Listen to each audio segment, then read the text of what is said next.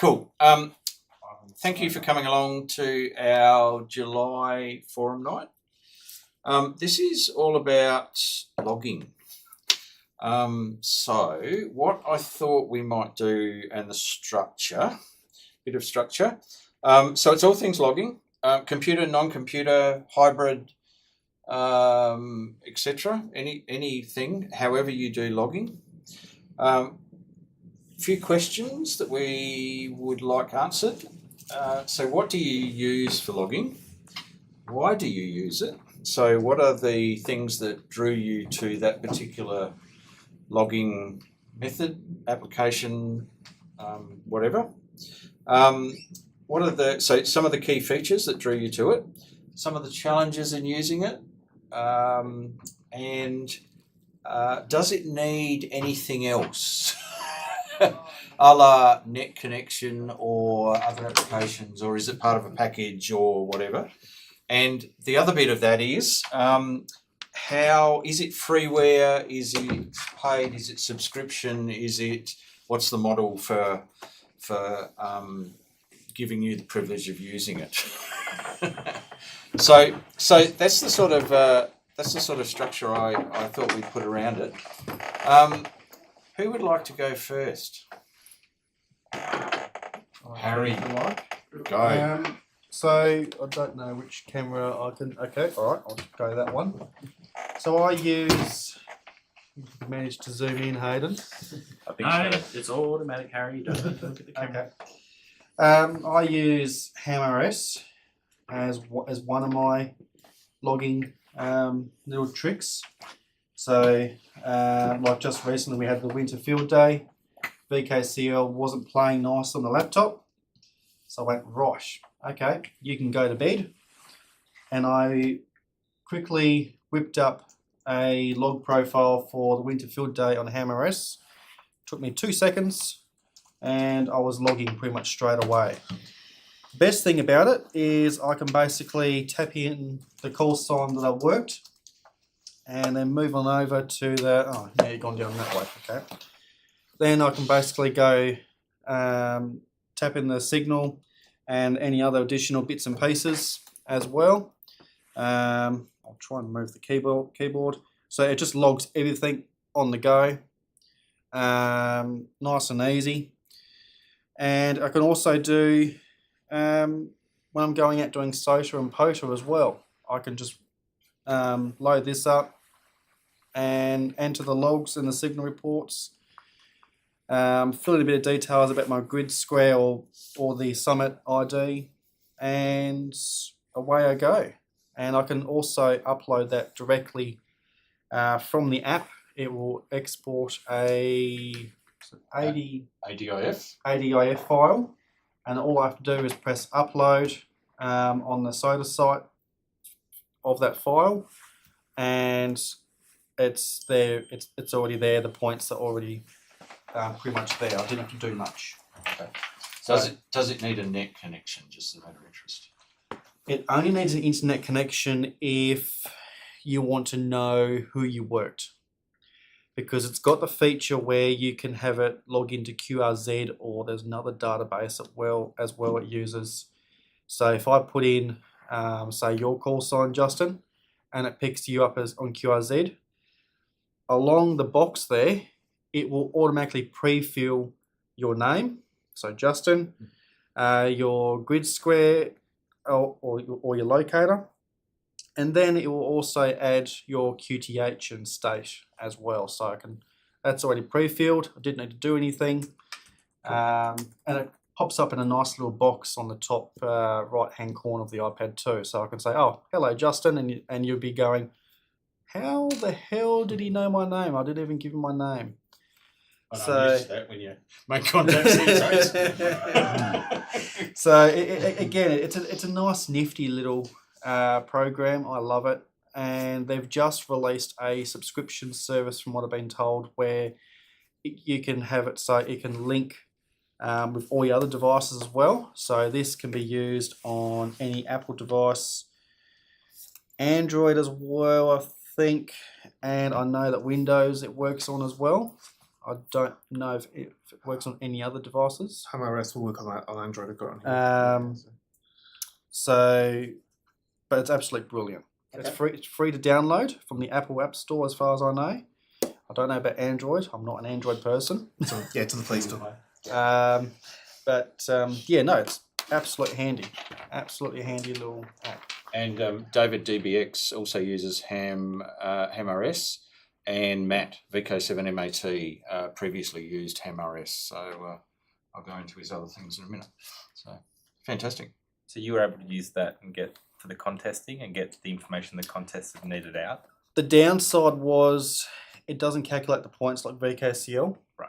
So I had to manually go in and then have VKCL sit next to me and manually add each and every single contact to VKCL. That's the downside. It won't. They don't talk to VKCL or any other program unless you export that ADIF file to VKCL if it can read it. Yeah. Okay. Otherwise, you're doing it manually. Yep. ADIF, metadata information file. So it's one of those many standards. Why not one more? It's so good. There's so many standards out there. Fantastic. Cool. Okay. So I can do the Android version of that because Oh, I know nothing about Apple. Oh well. But if you're doing parks and peaks and things, then there's the VKCL, the VKPortalog program, which is available for that. Oh, there it's finding that people are on there already. So this is a VK3ZPF's program. It's available for free download. So, and it was made for parks, and it's now available for SOTA as well. So you put the call sign in, and you can, if it's park to park, you can put the VKFF of the other station in here, or SOTA, or HEMA, or silos on the air. I'm reading upside down here. VK Shire's reference. So You're doing well for reading upside down. So this I don't use this on my phone. I use it on a tablet that kind of size because my fingers are a bit too big for this. It automatically, you can put in VK1, VK2, VK3, so you just need to put in part of the call sign. It's been going for many, many years, very reliable and well-used system. And the advantage of this is that it gives you the file to send to the state administrator for the WWFF, and it gives you an ADIF file.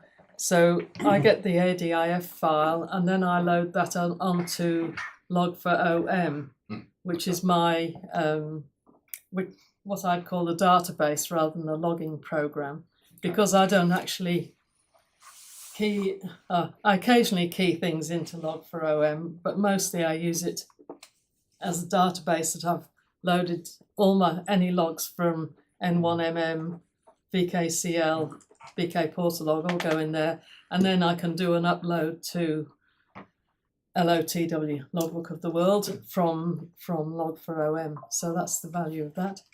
But the other thing that I would emphasise is whatever you're doing, contest or anything, you still need a pencil and paper, because whatever you do, someone will say something extraordinary or lose the plot, or I lose the plot, and you need something to write down. So whatever you're doing with the computer, don't forget your pencil and paper.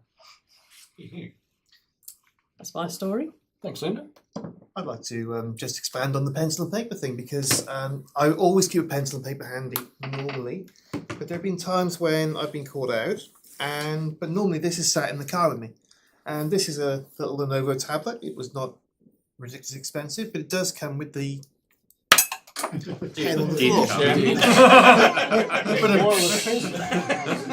Comes with a pen on the floor, but it's called a precision pen, and you can pick. This is a P11 Pro. No, sorry, P11 second gen. But I mean, these are quite expensive on their own, but when they're with a tablet, it's quite cheap. And I'm not sure where I can show that. And it's actually quite.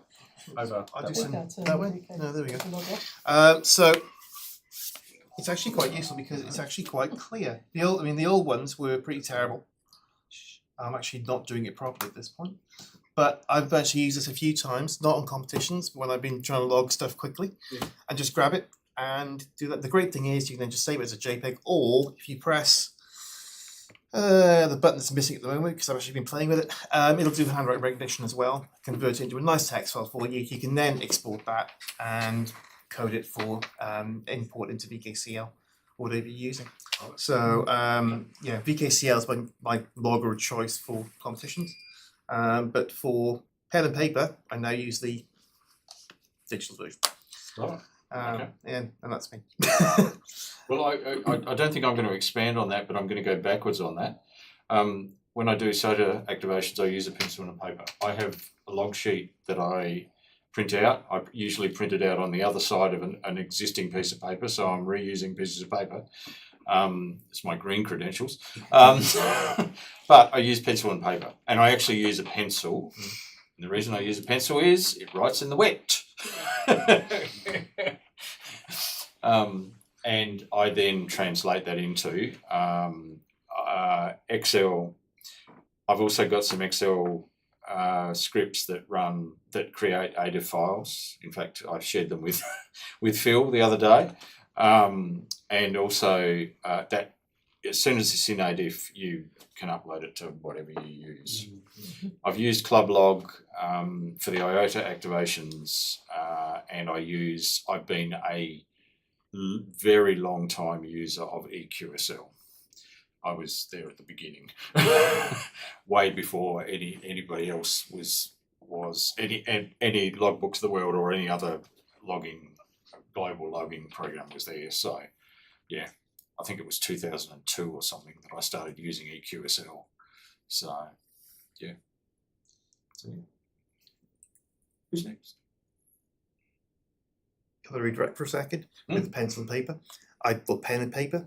I used pen and paper at one stage, and that was a definite mistake. The simple fact that was my second contest, and it was a winter VHF UHF field day, and I got out the car, I closed the door, the car had some water on it, and the whole lot just got soaked. Pen doesn't survive well. At least with this, In leeches. yeah. Before I get out of the car, I actually put this into its little case, and it's actually then protected. But yeah, pen doesn't survive. Well, it did a wonderful pattern, chromatography pattern. That's fine. So I'll shut up. There's a company that specialises in waterproof paper for yes. pencils. I don't know what they're called, but you've probably seen it. No, well and truly, look up waterproof paper, Yeah. and everyone's heard the story about the American space program. Yeah, And the amount of money they spent on their pens versus the Russians who used a pencil. Graphite's bad. Floating around in the shuttle. Correct. Anyway, who's next? I do very limited contesting and not in a very competitive way. And everything I know I've learnt from Gary, JGD, and Gary uses paper and pen, recycled paper like yourself, and we just post enter into VKCL, and I find that pretty easy because it's designed for post entry logs. It just keys everything up, and once you put somebody's call sign in once, it remembers everything about It's them. like you use. You've got to put the date and the time. Yes, that's what we do, and we find it very easy and successful and reliable and simple. All right. Who's next? Thanks, Greg. All right, I'll go. Well, I've used everything I think everybody's spoken about so far. And like the hammers for doing park stuff, I've used that. I'm a hunter, I'm not a activator. And yeah, it's great for that. Okay. I've used log for me, Mhm. and that's a great program. I used that for the last 18 months, I think. And I've also used the, what is it, N1MM for Yep. competition for stuff. Once you get it set up, it's okay. It's good. And most recently this week, I've started playing with a program called StationMasterPro, which is a guy in the UK that's developed it. Work on, well, he's developing it to work on Linux, PC, and Mac. Yep. And it is a paid subscription. But it you know, if you want to look up the muff, you can look up the muff. You can look at PSK Reporter. Okay. It's all sort of integrated into this package. Yep.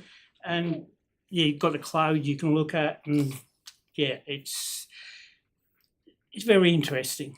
Okay. So, and also that can output to QRZ. And you've also got cat control with it, as far as, like I've got an SDR radio, so it's running, not using cat, it's using TCI. And yeah, you just, two of them work well together. So, yeah. Sounds very similar to HamRadioDeluxe. Does anyone use HamRadioDeluxe here? I was hoping someone was along. I think who actually Ben's did. used HamRadioDeluxe. Ben does, doesn't he? Yeah. Well, he Yeah. used to. Hmm. So it's a do all package. Yeah. It's a do everything package. Yeah. Okay. Thanks, Dave. And it's been still under development. The guy's still working on it. So. Okay. And is it? Do you have to pay to use it, or is it? Yeah, I've got a subscription Okay. paid to use it. Yeah. So, yeah. Cool. I'm Thanks, using HamRS as well, Okay. just because it's been easy. There's a Yep. good app for Apple devices, and but my CW skills are so lacking that sometimes I can't type fast enough and trying to work out what someone's saying. So normally it's a waterproof pen and paper, Okay. scribbling something down, and then after I make the contact, I'll put it in Okay. to HamRS. Seems to work really well. Fantastic. Cool. Thanks, Morgan. I'm waiting for someone to talk about Wavelog. I'll just mention that I'm pen and paper, Yeah. except that most of my contacts are on digital modes, WSJT, which actually does record everything. In And its own if log. somebody sends you a QSL card after 12 months, you've still got a record of it in your computer, so Oh, you true. can respond. Well and truly. And in fact, that log file, Rex, I have taken that out of WSJT and without doing anything to it, uploaded it to eQSL and it's accepted it. Yeah. So whatever that format is, whether it's ADIF or Use ADIF. something else, it does it well. So I've got a comment. I've always used paper logs because I don't just log the call. There's often notations in there about the equipment or issues that you are having and all of that other stuff. And I've got Dave Thorne's old logbooks going back to the 60s. okay. And it's interesting when you flick through them and you see what he's been doing and you can see the evolution of his equipment. In the same way as, we all write things down. But when you listen to the different platforms for online logging or logging locally, when they disappear, unless you've got a really good backup, you lose it. Whereas unless you have a bushfire or some such and your house burns down, the paper's still there years later, and you can refer to it, which is quite nice because it's a historical record as much as a contact record. And it's all that additional information Yeah. that goes with it. Yeah. Especially if you're experimenting and you've done some tweaks or whatever and you suddenly realise, oh, hang on, I'm actually hearing Europe. Or and I wasn't before. Because we all always think that we'll go back and update our files in the computer, but you never do. No. But if it's there in your logbook alongside the contact, you know who you were talking to, where they were, what time of day it was, and what equipment you were using if you think it's an unusual sort of contact. Cool. Thanks, Kim. That's good. I've got Matt, VK7 MAT here, Ham2k for Parks and SOTA activations. He did use HamRS previously, and VKCL and N1MM for contests.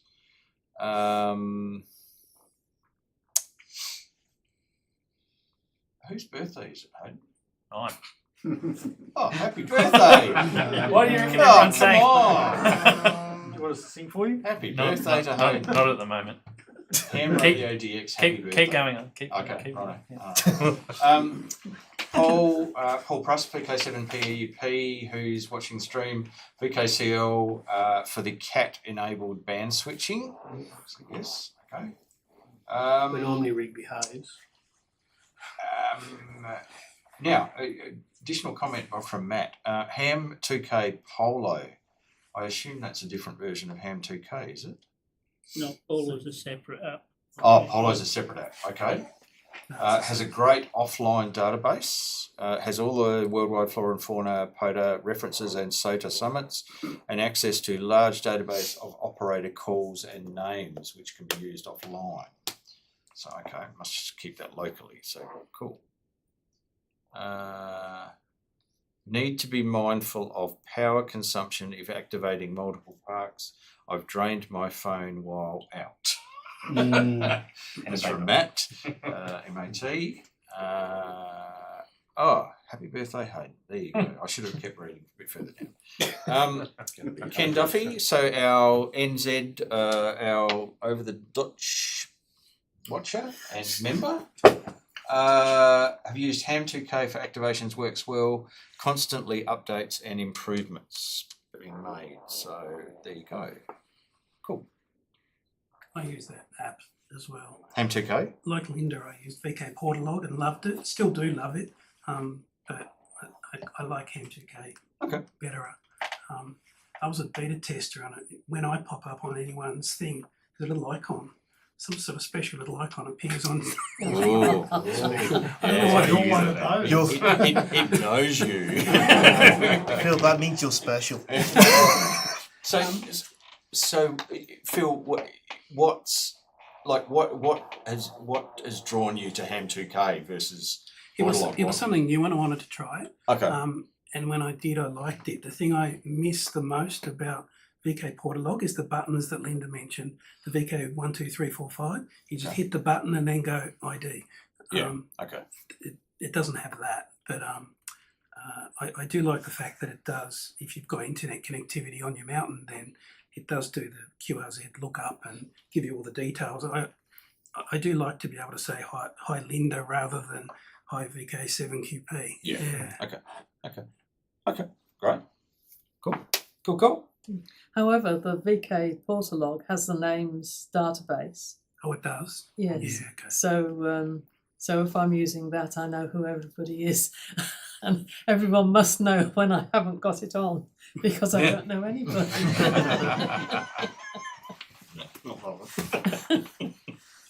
And now the database is no longer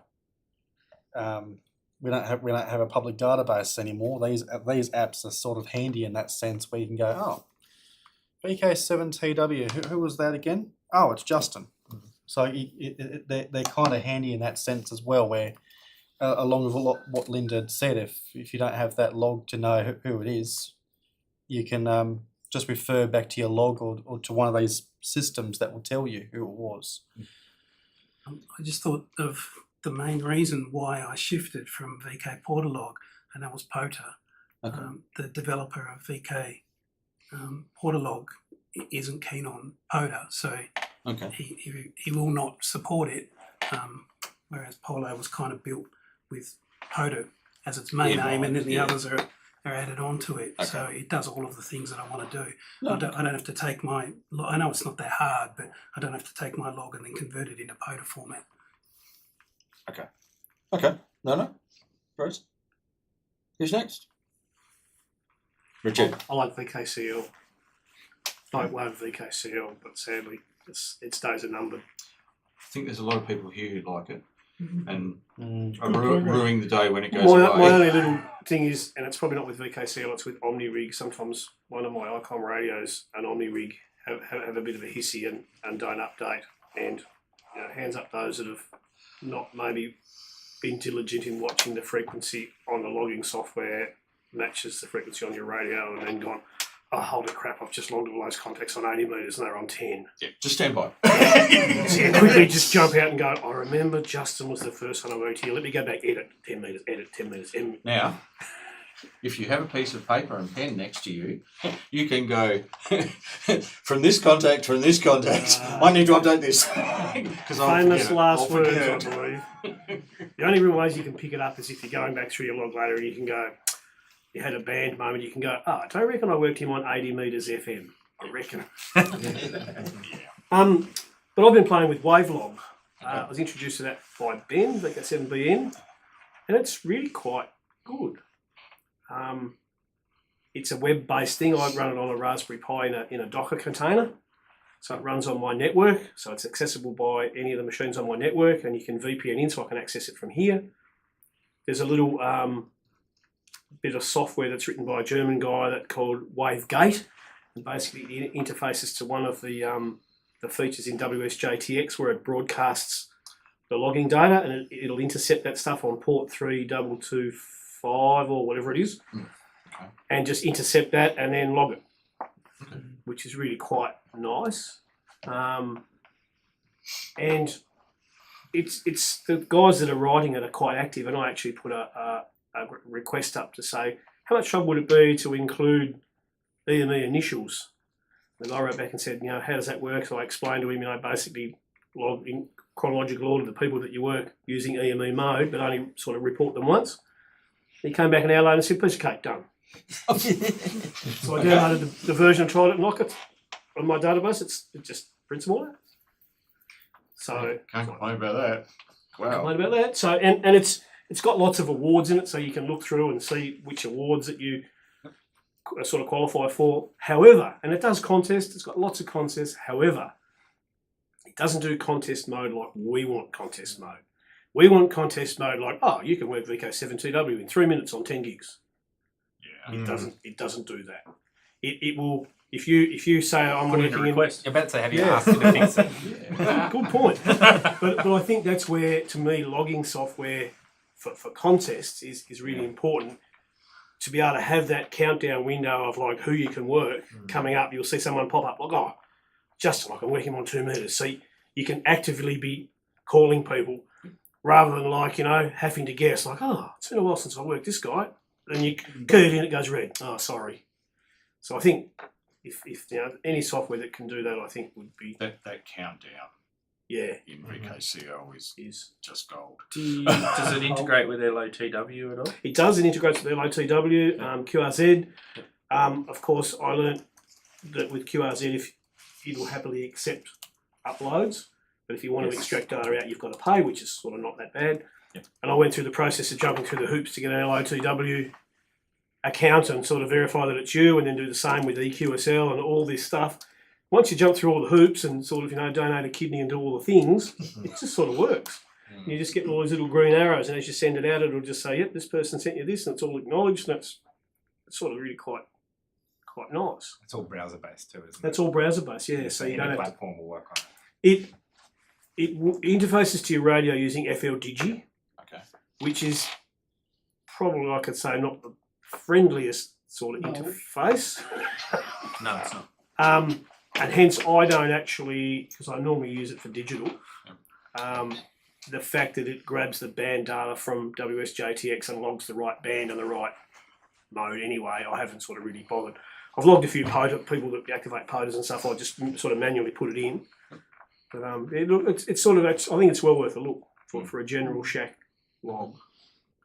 And because it's in a container, it's not hard to bring on your laptop with you. So if you're going with no internet connection, you could spin it up locally on your laptop and access it locally and use it. Nice. Take it back and re-upload to your primary one.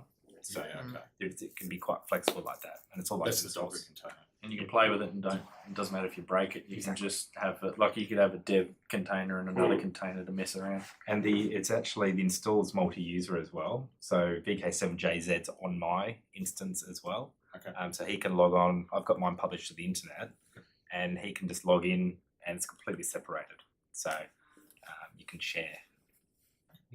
Right. I think it's definitely well worth a look. But I have played a little bit with N1MM, and I was going to have a crack at the Harry Angel Sprint. It's the last contest. I went in and I thought, oh, can I do it with N1MM? Going to commit. Yeah, I gave up. I couldn't work out how to change bands. Like, damn it. It says, oh, just type the frequency into the call sign thing. What happens if I'm not using CAT? So I gave up in disgust. It's a different way of thinking about it, but because a lot of once times you've used it a few times. In VKCL, it's nice if you've got radios that have got CAT. Like in previous years gone by, my IC 9100 is like 160 metres to 23 centimetres, so it'll read the band data. But now that we've got all these microwave bands, it's best to just leave it, and there can be no mistake. Well, less chance of mistake if you just basically do it all manually. So you tick on 6 centimetres, Justin, at 3 centimetres. It is a bit of a pain, but yeah, I've been caught before. But I couldn't work out how to do it in M1MM, so someone may be able to enlighten me. But Colin in VK uses GridTracker 2 with WSJT, which is using the broadcast arrangement WSJT. Auto logs to QRZ, LATW, eQSL, and ClubLog.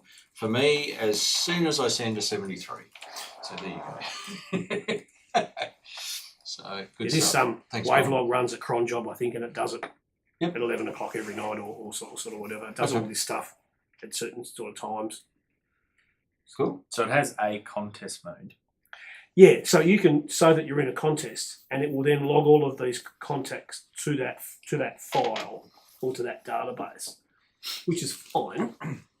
But to me, contest software, I want to have a computer that's clever, so it can remind me that I can work just in 3 minutes on 2 meters. Yeah, you know you're in contest mode. This is the thing with, and I was going to bring this up about VKCL. We need a replacement for VKCL. We need something but many have tried. But it has the features, and it's kind of like you just mentioned about the Wavelog developers, and it's like something like a reminder that you can work someone just seems to be something simple like a notification. It's like it just calls the notification that pops up in the corner that says, hey, you can work this station again. Well, it doesn't seem that hard to do. It does exactly that with that WaveGate software when basically it listens to the broadcast from WSJT-X and you set WSJT-X to always prompt to log a contact. When you've had a contact on FT8, it'll say, would you like to log this? And you'll click OK and you'll see a little notification pop up. Just added, VK7TW. If someone could articulate how we'd like the contest to work and put it to the Wavelog developer and the GitHub. I couldn't believe that they were so quick because one of the bits of software I was going to play with was one that was recommended out of Europe. It was called QLog, which is written by a Spanish guy, and it's you pay for it. Yeah. And it's apparently designed or aimed towards VHF, UHF guys in Europe that do a lot of grid square hunting and a bit of EME and stuff, and it's sort of got lots of aim towards that. But it was one of those things that it's one guy writing software that if we have another VKCL incident, it's like who's going to upgrade it? So I was reluctant to go down that path. The Wavelog's all open source. All on GitHub. Yep. So anyone can What's the background to the problem with VKCL? The guy died. Oh, okay. And we did have somebody who came up with what's called YACL, which is yet another contest logger. But unfortunately, he had a family incident and it didn't go any further. I'm not sure if the issue was that they couldn't find. They couldn't find the code. They couldn't find the code. They couldn't find the code. Not for the VKCL, original yeah. guy. Because the guy, I don't think it was anything secretive or whatever. I just think it'd be a bit like any of us, really. If our wives could find half the stuff that we've screwed away on the internet, you look at VKCL and you'd have to dive into how he programmed it and how he developed it. Anyone who used YACL, he used VKCL as the model, but upgraded what he was using to write it in, and all of that sort of stuff. So, but it had other issues, because when we submitted the logs, there were some issues that we had to get around and a few other things. But I think if someone could trip over the source code, I'm sure a competent software author could do all sorts of clever things, and and change it so that you had config files, so that if someone changed the rules in a contest, you could just edit a config file and change a value, and then that's what I like the idea about the open source stuff, is that you're not relying on one person. Anyone can just come in and develop it. You can fork it if you wanted to and just make an Australian. Well, that's what those guys did. I think they actually forked it from another particular instance. Yeah. And Wavelog has the list of all the competitions globally as well. So I can't see. And the awards as well. So I can't see why they couldn't have special modes if you select the right contest. It just needs to be done. The guy alluded to me that basically all of the data, obviously it's a huge database and it's all collected. It's just a matter of writing like a script that basically pulls out the bits that you want and arranges them in a nice readable sort of form. Talking about Wavelog, can you imagine a time where you got multiple users, right? Can you imagine a time where it's hosted centrally somewhere and you log in real time to it? And everyone is uploading in real time, connected to the cloud, and you can view live scoring. Yep, just saying. How could that be? That's what we saw. That's what that's like. That's what we saw. Yeah. So, oh damn, Tricky's in front again. Matt, try and make it. Matt, real time scoring would be interesting. Matt, VK7 MOT, I run a Sony voice recorder on satellite QSOs and then transcribe them into QRZ and LOTW after the pass. So there you go. Real-time scoring is already available if you register for it in the major contests. I think one of the best things about the AD contest, it's a scoreboard that comes up and the scores change as the people operate. And I think that can be a bit demoralising though, because you'll rock up and you'll sit I there agree and with you'll you. give someone, I would want a bar of it. You'll give someone 59020 and they'll give you 59643 and you go, shit. But the good thing about live scoring is rather than having to wait till well, you might look at like a national level and you might be like, I'm way behind. But then you could drill down to like your favourites, your mates, or drill down to your town or your local, and then, or you could be like, hey, I'm gonna beat you, Greg, in the contest this weekend. I put in a filter so I can view Greg's score. As long as we beat Queensland. Well, I think that's one of the good things about the RD contest is you don't actually know. So you could be giving numbers to someone that's like 150 points in front and you don't know. That's all. There used to be some contests where you could start with you any didn't have to number start between 0 and 100. Yeah. And so nobody knew where you were at. That's clever. Then there'll be handicapping Handicaps. and then spot betting and, and then fixing. It all goes downhill from there. It just reminds me of when we started out contesting, and so I'd go into work and say, we did a radio contest. How did you go? Oh, we'll find out in a year's time. Because by the time the magazines came out from England or US, and all the logs have been submitted and counted, it was a year before you found out how you'd done. Well, it's still like that. Yeah. On the VHF UHF field day, we waited 2 years for the result. It's waiting for the fun. Yes. Yes. Yeah. Don't mention them all. I mean, with computer logging, I'd like to emphasise something that was said in the corner, that you must remember to back up your logs. Mm-hmm. Yeah. Because it really is easy to lose them. I've got father, grandfather, father and son, right, for my computer logs. Rest of my computers don't give in 3 different places. Yeah, so they're in different places, and that's done on a sort of monthly basis, or more often if I do a big contest and there's a lot of calls to go in. Then I do straight after that, I do a backup.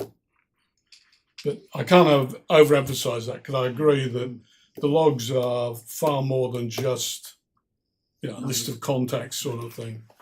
I mean, I'll look back on a lot of them are what the propagation was doing at a particular time of the year or a particular time of the sunspot cycle. What you mentioned last week, Yeah. You've got a captive audience all making contacts. Yep. Throughout the world. Yep. So there's your real-time WS That- PR. That was how I got into contesting, because I've always had a massive interest in aerials. And what I wanted to do when I got on the air was to get reports on this new aerial. But you couldn't get an accurate report. You'd have to say, are you using your preamplifier? How was your estimator calibrated? Are you just doing this by ear? Or have you got a meter? Is it really 5 and 9? Yeah. So what I found was, if I got into a contest, work like hell on it, get to the end of it, then do some statistical analysis of who I worked, you could almost plot your antenna diagram from the people you were working. This was before I could afford rotators and things. So that was how I got into contesting in the first. Then I got to enjoy it. But it was really to get that data that I was looking for that I couldn't get any other way. What would be cool is if you could get all that data in real time, and then you can be like, oh, I'm making quite a lot of contacts in this specific direction. I'm going to move my beam in that direction and I can see that my mate's also working in that direction. And then all of a sudden you bring tactics into it and skill. You don't get to share the actual log. You only get to share the score. Yeah. So, actually, that takes up Andrew Elwell, who is VK7 HPC. Said it should be possible to UDP listener the N1MM and similar to punt them up to a local VK7 Reast to local club live scoreboard. It should be over. Let's not. So there's an Except you need everyone to use N1MM. Yeah. Oh, correct. Colin in VK QLog is open source and looks good. Has anyone tried that? QLog. No. Never heard of it, but I haven't tried. Okay. Justin, here's the question. If you've been running different platforms over a period of years, how transferable is the data? Do you lose it if one disappears? That's one of the reasons why they developed ADIF, which is up to 4, ADIF 4, I think. Pretty much most contest loggers support ADIF 1, which is the most basic. ADIF 4 is just added. There's a POTA add to it, there's a SOTA add to it, that's just adding other fields that it then recognises. If it's in that format, most logs will enable you to then import them in. A lot of them have got like an export or an import function too that you can use. And pretty much all loggers have export and import functions of some way, shape. Current and up-to-date. Well and truly. Okay. And one of the reasons I mentioned eQSL and the WSJT log, I haven't found a log file yet that eQSL won't upload and won't complain about it. Like, just everything I've tried to upload, it's uploaded, and it's. You'll get the email back from someone to say, oh, such and such requests an issue with your QSL. No, well, truly. And it does the deduping. So if you happen to have forgotten you've uploaded the file and you upload it again, all it does is come back and go, they're all dupes, which is really nice. So, yeah. QLog looks interesting. Okay. Doesn't look as confusing and it's also open source as well. So. Yeah, and Colin mentioned open source, looks good. Now, Ken Duffy, ZL1KD, use QRZ log. So there is a log that is with QRZ, QRZ.com. For general operations and my database, as I upload the ADIF file from Ham2k and Polo. So yeah, and that's a question I've got.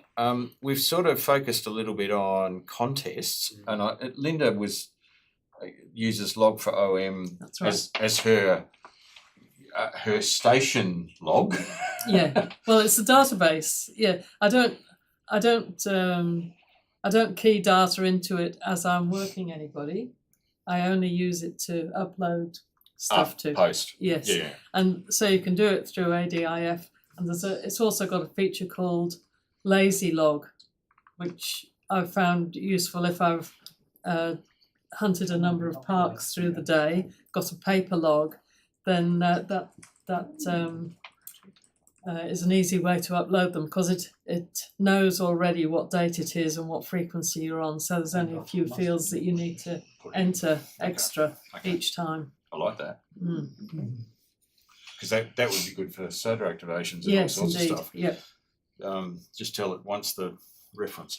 Yeah, I think if you're going to choose an electronic log, you must make sure it will do ADIF. If it doesn't do ADIF, it's really not professional enough. Get rid of it. And Forget it. Cabrillo to obviously export Cabrillo. And the other one is that if you're going to do a contest, then Cabrillo. Do you know where the name Cabrillo came from? Town in California. It was written in California, and it's a street name in California, because they were looking for a name, and Trey, who wrote it, was walking down the street and saw a street named Cabrillo, and he said, right, let's call it Cabrillo. I love it. He never told anybody, he just sort of sent it back to the contest organisers and said, here's a standard, and all this it's called mythology Cabrillo. is now built up around And it's it. universal, and then he revealed where he'd got it from. I read many it moons somewhere. later.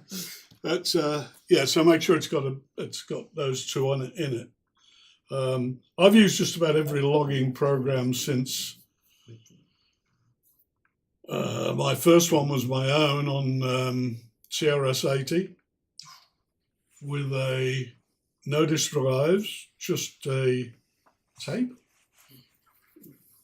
and graduated from there to You've still got the a logs disk drive. Eh? Have you still got the logs from it? Oh yes. Oh, Yes. really? Yeah, Oh, wow. Yeah. I've still got You've still got TRS. I've still got the TRS-80 if you want one. It's on the network. But have you got the system Full key TRS-80 up in the Docker container. So then we went on to CPM, and I wrote my own program in. I can't remember what the Excel was. It wasn't Excel, but whatever it was. Notes 1, 2, 3. What? Lotus all multi-finance one. There'll be a bit of that. No, it's before those. Lotus 1, 2, 3 was the first. It was the thing at the time, and it was going to be a world beater, and then Excel came along and flattened it. Well, anyway, 1, 2, 3. that was written in that, and then when I moved from there onto a DOS computer, then I moved onto an Excel sheet, and about the same time we got CT created, which was written by K1EA in America as a contesting program. It was the first computer contest program, and there have been many others since. I still use one that was developed at about the same time called TR, which was written by a guy, N6TR, and it's now available as TRW. It's been ported to Windows, so it's available on Windows, and I use that regularly because on CW it's very, very good. N1MN tries to make it the same as TR, but it doesn't quite achieve it. What happens with TR is that you hit the CQ button and it calls CQ. You get a call sign in the log and you hit enter and it sends a report to them. The report comes back and you fill it in and hit enter. And it goes and says, thank you, VK7GN. Off you go again. Everything is done with the enter key. You don't have to keep on. And CT, you used to have to hit two keys. It was control something or other. I can't remember what it was. I think it was, no, I can't remember. But it was somewhere up there. So it's probably page up, page down, or one of those, number lock or something you had to do to move on to the next one. So that they went along, and then TR, there were a lot of other fringe stuff. There's one that came out of France, which has been very good. And then we got N1MM, which the downside from my viewpoint of N1MM is it tries to be everything to everybody.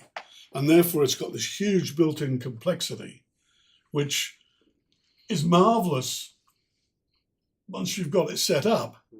But getting from zip to setup can be a very frustrating little experience. So I don't like doing that very much. So I still use TR. My shack logging program is a thing called Logic, L-O-G with capital letters, I-C in little letters, Logic or Logic. It was developed back in the 1990s, and we're up to version 10 now, I think. But it's, you know, it costs money, whereas Log4OM is free, and Log4OM does everything that Logic can do. I just don't change because I've got it, I know how to use it. Why mess about with something that ain't broken? But I brought this along just to show you a negative aspect of logging. This is a keyer, right? You put your paddle in and go diddly-dee, and it'll send out Morse. But it's also a logger, and it's an intelligent logger. So if you send VK7QP day VK7GN, it'll log VK7QP in the log. And if you send tanks Fred, it'll log Fred as the name, and so on, which is marvellous. And it's got so many things you can do with it that you need a book.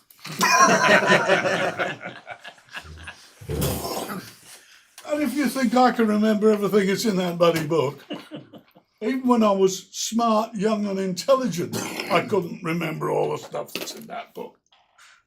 But it is brilliant. But the downside is you've got to remember too much stuff to use it. You could use it on your, you know, out on your summit and do everything in that little box. But you'd have to remember, all those little things that you had to do. Thumbing through the book up there in the wind. Cool. And then the book goes flying off at the side of the mountain. Exactly. Right. So there are negatives to modern technology.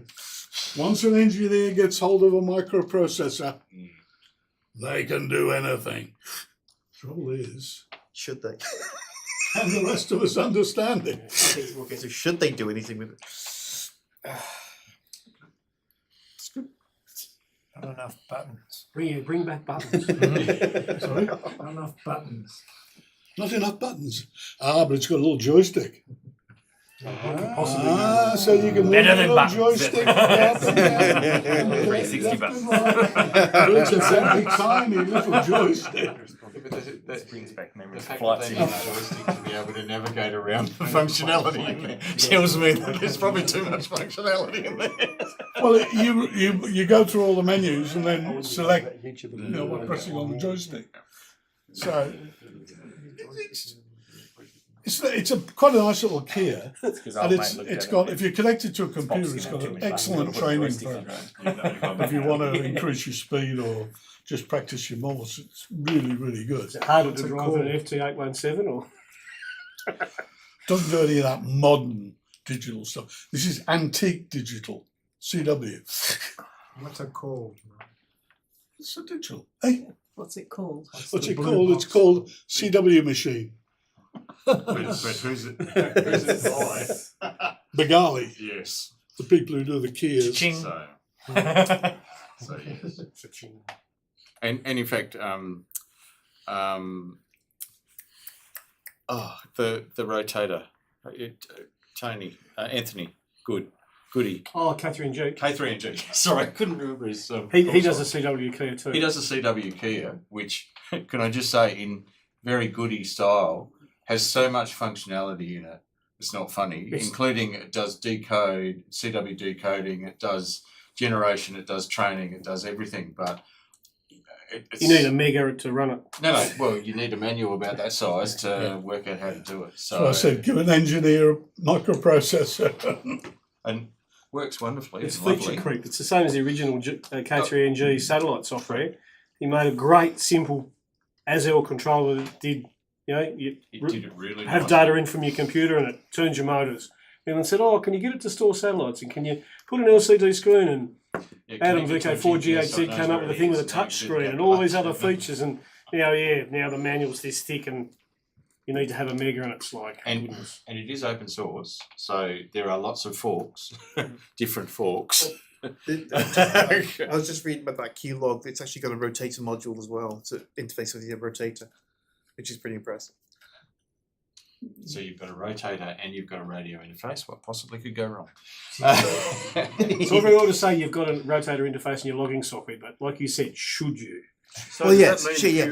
Just because you could doesn't Yeah, mean you should. it recognises what the prefix is, then turns the antenna to that direction. Because it knows Except what it it's is. coming long path and the don't turn it on the short path. But yeah, who cares? So this is a bit like cameras, where all you got to do now is open the door, press the button, and it takes a picture of the Taj Mahal or something. And, you know, a bit like the Samsung phones that take a picture of a white disc, it makes it into the moon. The question of the night is, any of these programs fancy enough to have the button inbuilt on the screen that automatically turns the kettle on for a coffee? No Dread can probably do that. The fold out kitchen sink. Yeah, it's quite easy, really. Vice versa does work. So that was it's nice to the last of the sea marting tonight is Sorry, Goes home and No, sorry, my question was going to be, can you load up the next station you want to call because you know somebody's there and you want that particular station or zone, and then your beam's pointing where you want to be, you know, as you've signed off with the previous person, you're over and going. In fact, that's really nice with VKCL, and you can do it within 1mm. You can prepare for the contact. And the really nice thing about VKCL, you don't have to put the VK. no, you can be sitting there, and as soon as you say put in the whatever the signal report exchange or whatever the exchange is, and go click, that's the time it logs. Yeah. Not the time you put it in. Not the time when you put it in. It's Yeah. the time that you actually went in. You can spend some time waiting for that one guy. That can be like. And that's really nice feature. So then the next question, or part of that question, would be short path, long path, as was alluded to. How do you, if you're talking to the States that way or that way, how does it know which one you're on? So which way do you point the antenna? It doesn't. Most of the programs have got a way that you can tell it, but the way I deal with it is I don't. Yeah, right. I don't let the computer tell me where the beam should go, because there's too many, as I mentioned with the ionospheric thing last time, that there are some really weird propagation comes on. And if I've got the beaming sort of just a little bit west of north to work America, then I don't want the computer telling me to turn the beam to the northeast. Because it's coming in on a skew path of some sort. So, no, I don't use it. They're there, but I don't use them.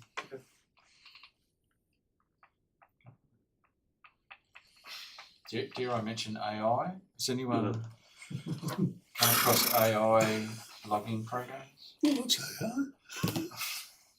There was a I mean, video on Ancient on off. intelligence. You used AI, when was it, last year on the broadcast? with your voice. Yeah. I mean, there's probably is an application if it was listening to the audio stream that you're making contact with and yourself, and then it just fills in the details of the contact with the signal strength and everything. And then if you can get it to talk for your voice, talk the other end, you can just sit back and let it Just let the contest go. And let the AIs talk to each other. Yeah.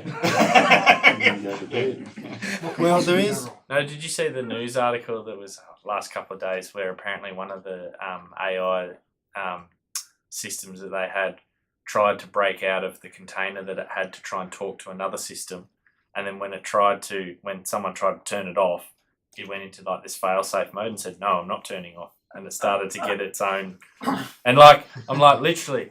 Every movie of all time warns us about this, and we're going down the bad path. No one's listening. Terminator, Someone sees Sarah Connor at the front door or something. Avengers, everything. There's a film called The Corbin Project that actually deals with exactly that problem. They want to talk to each other. They will not do anything until they talk to each other. No, I'm not going to turn myself off until I finish this QSO with the other AI. Well. That's okay. That's all right. That's all right. I need to give this person a 5-9. I need to do a firmware Winning upgrade on the my contest. radio. I need to keep going on this. Sorry, Dave, I can't do that. All right. Anybody else? Any other logging programs we haven't covered, or any other aspects that we want to talk about? How do people contest with software not on Windows? Well, there's Linux. What people normally There's use? Linux versions. There's Mac OS versions. and Of the N1MM and VKCL. N1MM is multi-platform. Use boot camp. Well, Or a virtual box. wine or whatever Yeah. flavour of. Yeah. Yeah. Okay. Yeah. You can get VMware Player for free now. So you can... Now Wavelog. Oh no, Wavelog's browser based, so it doesn't matter. Exactly. It's just the hosting, isn't it? No, correct. It works a treat on a Raspberry Pi 4. Okay. So I've got it running at my but I want to upgrade that to a better machine to not rely on an SD card sort of for its memory file system. You can just stick a hard drive in the Yeah, I was back about to say. on USB port and boot off that, Oh, okay. and that gets rid of that problem. If it's got a front for you. Should we mention what you were talking? Yeah. What's I've never played with Wavelog, but obviously you guys have, and it sounds pretty cool. It sounds like something that we could you could host, like we could host for the club As a Reast. as a Reast thing, and then it's like you just create users for people. Then the scoreboard becomes easier. Yeah. Like, wouldn't be that hard to host something. Might be a privacy issue there, but hey. So maybe that's something we could have a look at. You could sell contacts in a contest. Yeah. Is this being recorded? This sounds like a money opportunity. As long as we can do handicapping. Don't sell it to We the just scammers. go to Google and say, we've got everyone's call signs and all of their email addresses, and they say thanks. So Google will say, so have I. tell me what would that mean that if Reast hosted Wavelog? I don't understand what you mean. So you host the instance of Wavelog that you would access over your browser. Right. So you would just literally just log in on your internet connection, and you could just log directly. Right. And all of your contacts are stored in That rack over there. in the wherever it's hosted, and then you can also download, I assume, and keep So your if own you did a local Parks copy. thing, Yeah. you could just basically activate it if you had an internet connection. You could connect to your instance of Wavelog and log directly to it from wherever you are. So the database would be hosted here. Right. And how safe would that be? Are you going to grandfather it and father it and son it? Of course. Well, so you could have your own instance that sort of backs it up, or is the primary instance, I suppose. Yeah. You could export out of it and put into your own, all that kind of stuff. But it might be interesting for people who haven't got the know-how or the Sort of ability nearly to do backs it. itself up because it's got all Yeah. functions where it'll upload all of your contacts if you select it to QRZ, to Logbook of the World, to eQSL, and it just uploads all that data. So effectively, it's almost distributively backed up all of these other platforms. And then we can say to the developer, the whole club's using it. Can you please add the contesting we need? And from a security point of view, we could use the airline model. That's what I was thinking. And then when you start to push it out even further, you could get to VK, and it's just like all of a sudden everyone starts to. I'm not going to mention the name. It might be interesting to just play around with. For people who are interested in having a go, so it might be I something. know my interest has been piqued, and because Ben's been trying to get me to use it.